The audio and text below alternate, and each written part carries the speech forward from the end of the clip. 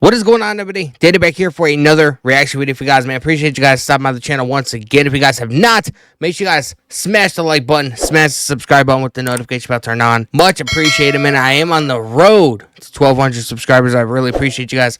We just got done, I want to say a couple hours ago, man. Did some stuff. We just got done watching King and Queen of the Ring live from Saudi Arabia.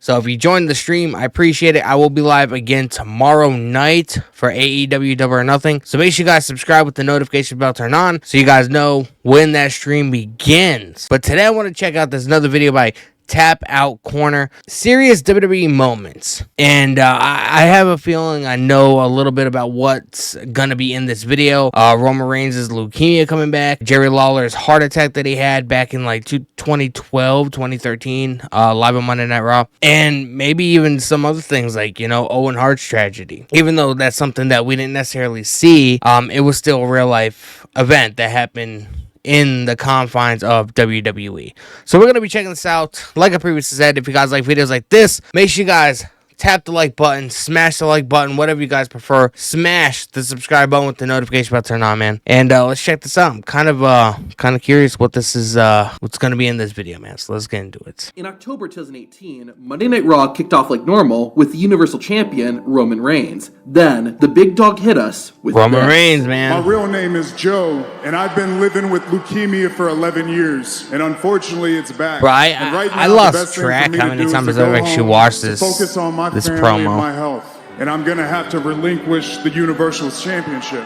After sharing this heartbreaking news, Reigns was joined by Seth Rollins and Dean Ambrose. Thankfully, Roman did return about 3 months later to a huge ovation. I'm in remission, y'all. That was big. That was big. That was big. Hacksaw Jim Duggan always came to the ring happy and was a lovable goofball. However, in September 1998, the future WWE Hall of Famer came to the ring to make a very serious and sad announcement. Just very recently, I went to the doctor and I was diagnosed with cancer. And nothing else seems important to me right now. I just don't want to leave my little girls obviously, alone. You know. I just want to. Obviously, we know what had like the outcome.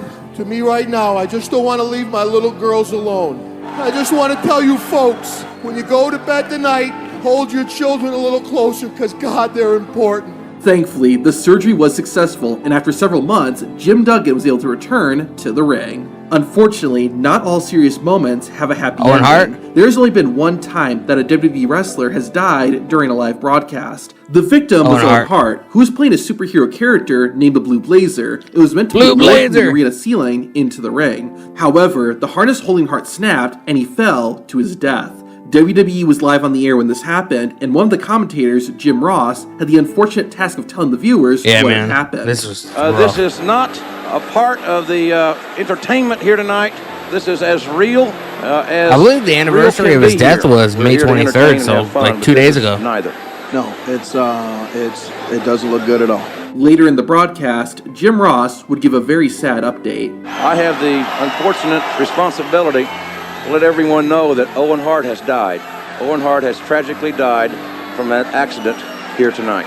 Monday Night Raw aired the following day, and the show was turned into a tribute to Owen Hart, and wrestlers shared their memories of him. In this business, Jeff Jarrett, I guess you got a lot of acquaintances, but very few friends. I know about Owen Hart or whatever. Like, I'm a huge fan of the Attitude Era and stuff like that.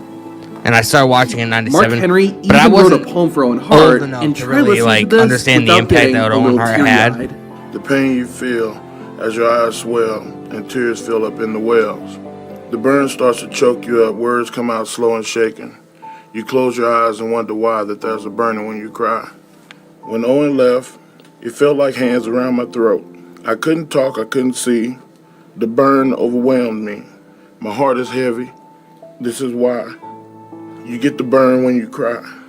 You get the burn when you cry, deep, you cannot sleep. You toss and turn in your sheets. Awaken with sobs and wet pillowcases. You wander aimlessly, looking to the sky. Man's a man of poetry, bro. You feel the burn when you cry. To end the night, Stone Cold Steve Austin came out to the ring, grabbed a beer, and gave one last toast to Owen Hart. Sadly, Owen's death wasn't the last time fans would find out on air that a WWE wrestler had died. The June 25th, 2007 episode of Raw will live on in infamy. Rather than opening with loud pyro and a crowd full of energetic fans, the show broadcasted from an empty arena with Vince McMahon standing alone in the ring. McMahon then shared some disturbing news. Tonight's storyline was to have been the alleged demise of my character, Mr. McMahon. However, in reality, WWE superstar Chris Benoit, his wife Nancy, and their son Daniel are dead.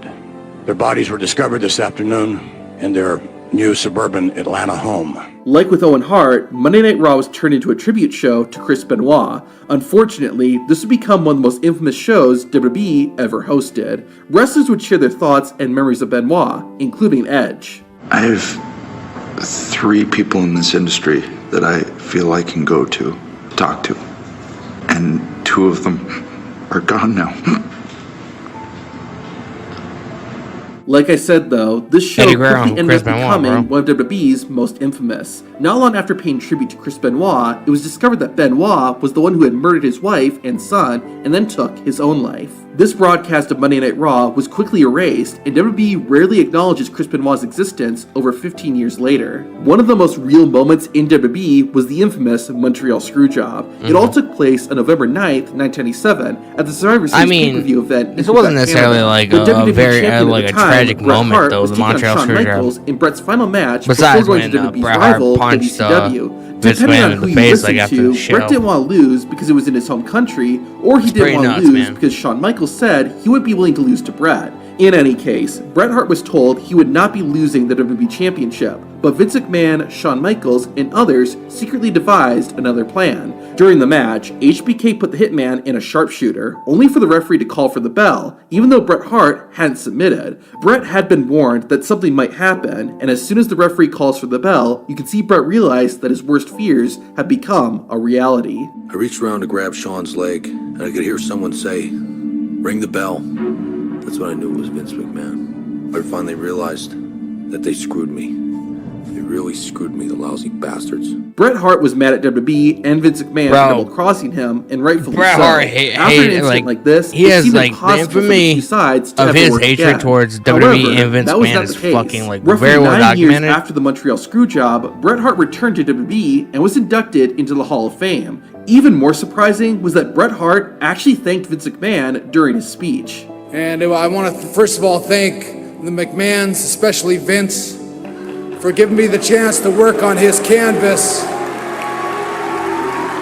15 years later, WWE returned to Montreal, and something even more serious happened. Jerry Lawler was doing commentary with Michael Cole like normal. Then, suddenly, Jerry began snoring into the mic. As it turned out, Lawler was having a heart attack and became unconscious. WWE's medical staff quickly went over to check on Lawler and were doing their best not to panic anyone. Jerry was soon rushed out of the arena and given emergency medical treatment. After a commercial break, Michael Cole had to inform viewers what was going on. Ladies and gentlemen, I do want to preface this by saying that this is not part of our entertainment tonight. This is a real-life situation. Earlier this evening, my broadcast colleague, Jerry the King Lawler, passed out while working here at ringside.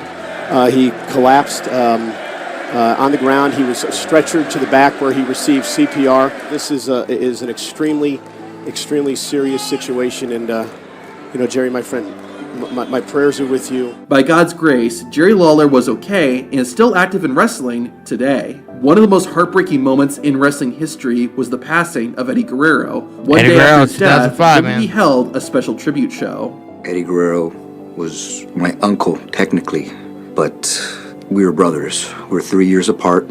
He was the big brother I never had. I was the little brother he never had. We always grew up with the dream of becoming tag team champions. And but WWE should bring Chavo into we're able LWO, to let that dream come true. That dream came true here in WWE. I mean, the dude still works. That was a tag team for me that will never be replaced. I'll never have a tag team partner like you, Eddie, ever again. I want Eddie's wife and kids to know how much they meant. Triple H, all he ever talked the about. game, the guy that runs the show, man. Somewhere Eddie's going to be looking down on this night, proud that all the guys went out there and put on a show for him. I miss you, man. Early in his career, Carlito was accused of being lazy and not working hard enough. Ric Flair confronted him and gave him one of those passionate speeches in WWE history. To watch that, hit the video on screen. Hit the video on screen, man. Maybe we'll check that out in a future video. I mean, bro, like, you know, even though WWE is it's scripted entertainment or whatever, you know, there is some serious things that happen, you know, and you just gotta be really aware and be smart enough to really, you know, separate, you know, what's entertainment from what's a real life situation. As we saw in here, you know, they had to reiterate that it was not part of the entertainment when Owen Hart fell and when Jerry Lawler had the heart attack or whatever. Us as human beings, anything can happen to us at any time. You know what I mean? And you just gotta pay close attention to your surroundings. And these are very serious moments, and moments that I feel like will live on in the infamy that is World Wrestling Entertainment. Pretty wild, man. Tap Out Corner did it again. Let me know in the comment section below what you guys think of this video. Is there any other infamous moments of a real life situation happening at a pro wrestling show? Leave it down in the comment section below. I would love to hear your stories. Make sure you guys smash the like button, smash the subscribe button, all that fun stuff, man. See you guys next time. Peace.